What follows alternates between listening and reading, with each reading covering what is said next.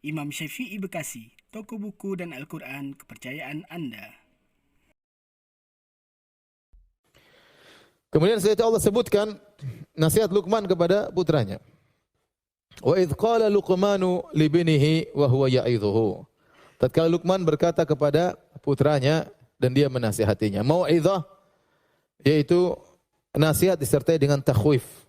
Namanya mau'izah. Ya, memberi masukan disertai dengan peringatan. Ya. Disertai dengan peringatan, ya. Wa huwa ya'idhuhu. Ada yang mengatakan anaknya ini musyrik. Ada yang mengatakan anaknya musyrik, ada yang mengatakan Luqman ini istrinya juga musyrik. Ya. Tapi Luqman kemudian mendakwahi mereka, akhirnya mereka masuk Islam.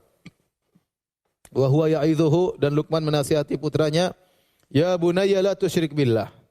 Wahai putraku, la tusyrik billah, jangan kau berbuat kesyirikan. Inna syirka la dzulmun azim. Sungguhnya syirik adalah kezaliman yang sangat agung, ya. Di sini Luqman membuka nasihatnya dengan berkata, ya bunayya, wahai putraku. Ini kita orang tua harus ingat, ya. Kalau kita panggil anak kita dengan kata yang terbaik, ya. Bahkan Luqman tidak berkata ya ibni, tapi ya bunayya. Bunayya itu tasghir dalam bahasa Arab, yaitu menunjukkan kasih sayang, ya. Kata-kata yang menunjukkan kasih sayang luar biasa dari seorang ayah kepada anaknya, ya. Bahkan jika anaknya kafir seperti kata Nuh alaihissalam, ya bunayya irkam ma'ana. Nuh berkata kepada putranya yang kafir, yang membangkang bapaknya, yang menghalangi dakwah bapaknya, ya, yang bergabung sama orang kafir, itu pun Nabi Nuh berkata, ya bunayya, wahai putraku. Ya. Dia tidak mengatakan, hei Bahlul, hei,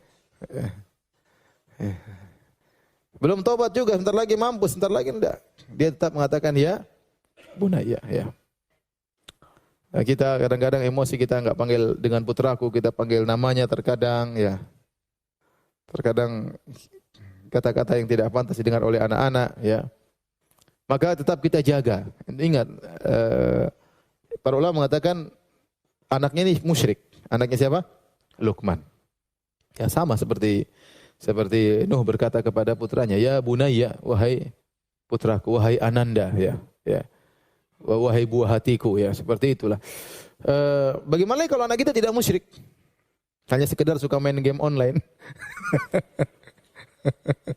Ini tidak syirik tapi menjengkelkan. Kita panggil baik, ngobrol baik-baik sama dia, putraku ini gini. Kamu besar gimana main game terus kerjanya, ya. Yang nonton YouTube yang dinonton kayak begini, ya. Ngomong baik-baik, ya. Tapi intinya anak-anak harus sadar bahwasanya kita nasihat itu karena sayang. Kita khawatir tentang masa depannya, ya. Bukan untuk kita sudah jadi orang, ya. Anak-anak belum tahu bagaimana mereka di kemudian hari. Baik, kita ingatkan bahwasanya kita nasihat ini demi engkau di masa depan, ya. Bahwasanya kita sayang sama dia. Maka gunakan kata-kata yang menunjukkan kita sayang kepadanya. Ya bunayya, wahai putraku, ya. Ya. Ibu juga demikian, ibu-ibu, ya. Nasihat sama anak pelan-pelan. Jangan dengan kata-kata yang kasar. Abi, anakmu ini, Bi. Anak kita bersama itu. Lahir dari perutmu, wahai istriku. Itu hasil kerja sama kita berdua. Kadang seorang suami marah bilang, ini anakmu tuh ambil. Ibu bilang, anakmu, ya. Gimana? Kita bareng-bareng, ya. Jadi tunjukkan bahwasanya anak itu kan penting gimana? Kalau kita marah sama dia harus tahu dia salah. Jangan kita hanya sekedar marah-marah, kita ngomel-ngomel, dia tidak sadar kalau dia salah.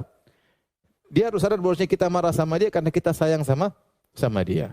Misalnya dia main HP, kita panggil, nah ini kan enggak bagus. Nah, ngomel bagus. Orang yang main game terus jadi orang main game online tiap hari, kemudian jadi orang berhasil, jadi menteri, ya. Jadi yang lain, ya tentu tidak, ya. Kalau dia tahu dari ini tidak baik, ya sudah. Baru kita ambil meskipun dia marah, yang jelas dia tahu bahwasanya kita melarang keburukan darinya, misalnya. Wa huwa ya'idhuhu, dan Luqman terus menasihati anaknya sampai dia pun masuk Islam. Ya bunayya la tusyrik billah, wahai putraku jangan kau berbuat syirik kepada Allah. Ini nasihat yang paling utama. Ya, menanamkan tauhid kepada anak-anak kita. Ya. Ini yang lebih utama daripada yang lainnya. Tauhid, ya. Bahwasanya Allah harus diagungkan. Meminta hanya kepada Allah, bertawakal kepada Allah, serahkan urusanmu kepada Allah. Sering kita bilang gitu, ya nak, berdoa sama Allah nak. Serahkan urusanmu kepada Allah. Ya, semuanya mudah kalau Allah berkehendak. Kau minta kepada Allah. Sering kita gantungkan urusan mereka dengan siapa? Dengan Allah. Ini bilang tenang, nanti bapak yang ngurus. Tenang. Tenang. Bapak tinggal telepon selesai misalnya. Tenang, Abi jenderal, jangan khawatir. Bapakmu jenderal nak, jangan khawatir. Ya. Jadi kita akhirnya melupakan dia kepada Allah. Kita membuat dia bertawakal kepada kita. Jadi itu kurang bagus. Sehingga dia bertawakal kepada bapaknya, bersandar kepada bapaknya, bersandar kepada kekayaan harta bapaknya dan yang lainnya. Maka seorang menanamkan tauhid, nilai-nilai tauhid kepada anaknya ya. Bahwasanya mintalah kepada Allah. Bapak akan membantu, tapi kau minta kepada Allah. Abi akan usahakan, tapi kau berdoa kepada Allah Subhanahu wa taala. Ya sudah minta kepada Allah belum? Ya, sering latih diri dia untuk meminta kepada Allah, untuk bersandar kepada Allah, untuk meyakini bahwasanya tidak mungkin berjalan kecuali dengan izin Allah Subhanahu wa taala. Ingatkan dia tentang ketergantungan kepada selain Allah. Orang-orang ketergantungan kepada mayat-mayat, kepada wali-wali, ya. Kepada benda-benda mati, ya. Pada para nabi, ini semua kesyirikan. Inna syirka la dzulmun azim, sungguhnya kesyirikan merupakan kezaliman yang besar, ya. Karena adil dalam bahasa Arab, al-adil adalah wad'u syai' fi mawdhi'ihi. Keadilan dalam bahasa Arab maknanya meletakkan sesuatu pada tempatnya.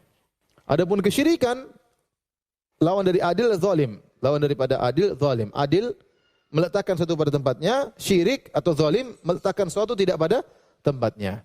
Dan kezaliman yang paling zalim syirik. Kenapa? Karena sangat tidak pada tempatnya.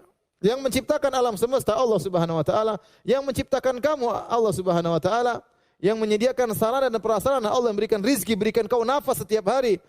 Bumi yang kau pijak milik Allah, udara yang kau hirup milik Allah Subhanahu wa taala. Allah membuat engkau membuka matamu setiap hari untuk bisa melihat.